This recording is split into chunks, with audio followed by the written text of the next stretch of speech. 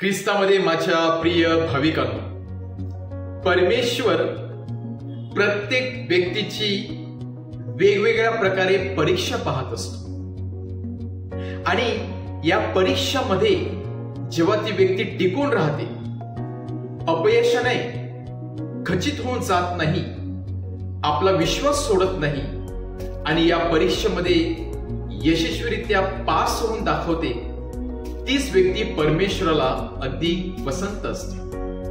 तीच व्यक्ती परमेश्वराचा आत्मविश्वास जिंकत असते, परमेश्वराच्या हृदयामध्ये जागा करत असते. आणि म्हणूनच परमेश्वरावरती प्रेम करणाऱ्या व्यक्तीच्या जीवनामध्ये अशा वेगवेगळ्या प्रकारचे परीक्षा नेहमीच येत असतात. परंतु या परीक्षेला सामोरे जाण्याऐवजी जेव्हा व्यक्ती पळून जातो, तेव्हा मात्र परमेश्वराला ती व्यक्ती पसंत नसते. परमेश्वर त्या व्यक्तीच्या मागे जात असतो. परंतु या परीक्षेला आनंदाने जी व्यक्ती सामोरे जाते, त्या व्यक्तीच्या जीवनामध्ये अधिक परीक्षा आणून परमेश्वर त्या व्यक्तीशी किती विश्वास, किती खोलवर आहे ते पाहत असतो. आणि त्या विश्वासामुळेच परमेश्वर त्या व्यक्तीच्या जीवनामध्ये वेगवेगळ्या प्रकारचे चमत्कार करत असतो. चमत्कार अशासाठी की ती व्यक्ती टिकून राहते, ती व्यक्ती घाबरून जात नाही.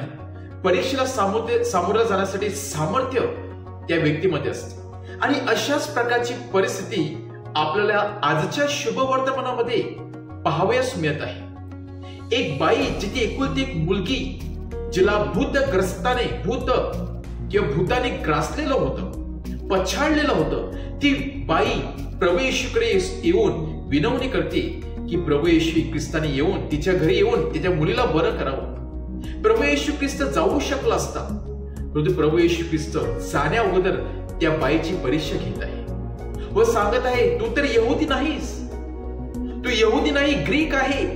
म्हणजे यहुदी लोक या हेल्लेल्या लोकांना दुय्यम स्थान देत होते. आणि म्हणून परमेश्वर मुद्दामून त्या बाईला सांगत आहे, मी कोणासाठी आलेलो आहे? मी फक्त यहुदी लोकांसाठी आलेलो आहे, उच्च लोकांसाठी आलेलो आहे, अशी या लोकांची समजूत आहे. आणि त्यामुळे मी तुझ्या घरी येणे योग्य नाही.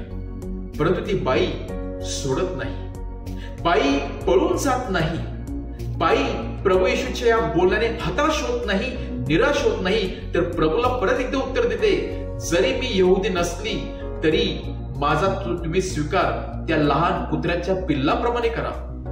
ज्याप्रमाणे कुत्र्याचं पिल्लू त्या आपल्या साहेबांच्या किंवा मालकांच्या टेबलाखाली बसून वरून काहीतरी पडेल या आशेने ती वाट पाहत असते, त्याचप्रमाणे मी देखील या एका कुत्र्याच्या पिल्ल्याप्रमाणे आहे.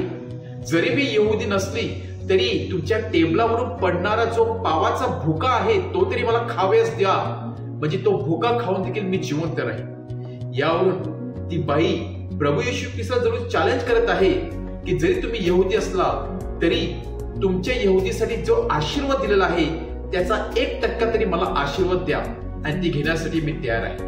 आणि जेव्हा ती बाई ते उत्तर पाहते, उत्तर जेव्हा प्रभू येशू ख्रिस्त ऐकतो, त्या बाईचा विश्वास पाहतो, तेव्हा खरोखरच प्रभू येशू ख्रिस्त मुद्दाम यहुदी लोकांना सांगत आहे, पहा, तुमच्याही पेक्षा जास्त विश्वास त्या अविश्वासू किंवा समजणाऱ्या हेल्लेनी किंवा ग्रीक त्या व्यक्तीकडे आहे.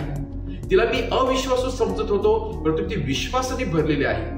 आणि प्रभू येशू ख्रिस्त सांगत आहे, तुझ्या विश्वासाने, केवळ आणि केवळ तुझ्या विश्वासाने तुझ्या मुलीला नवजीवन मिळालेलं आहे.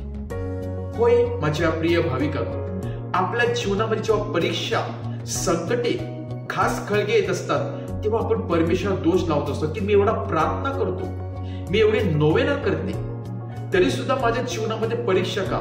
या परीक्षा अशासाठी असतात की परमेश्वराला तुम्हाला अधिक सामर्थ्यवान बनवायचं असतं, परमेश्वराला तुम्हाला अधिक स्ट्रॉंग बनवायचं आहे. कारण जीवनामध्ये अजून काही वादळ येणार आहेत, त्या वादळाला सामोरं जाण्यासाठी परमेश्वराला तुमचा विश्वास भक्कम हवा असतो. आणि म्हणून परमेश्वर छोटे मोठे परीक्षा आपल्या जीवनामध्ये पाठवत असतो. पण जेव्हा या बाईप्रमाणे आपला विश्वास टिकत असतो, तेव्हा परमेश्वर आपली वाहवा देखील करत असतो, आपल्याला धरून किंवा उंच फुटत असतो. लक्षात ठेवा, या परीक्षेमुळे जरी आपण खाली कोसळलो तरी परमेश्वर मदतीचा हात आपला नेहमीच पुढे करत असतो. ज्याप्रमाणे पेत्राच्या जीवनामध्ये बुडत असताना परमेश्वराला त्याने बाहेर काढलं, आपण देखील खाली कोसळू तेव्हा उचलणारा परमेश्वर आहे. आज त्या प्रभू येशू ख्रिस्तावरती आपण विश्वास ठेवूया. आलेल्या संकटाला सामोरे जात असताना आपण आपला विश्वास भक्कम किती आहे हे परमेश्वराला टप्प्याटप्प्यावरती दाखवण्याचा प्रयत्न करूया.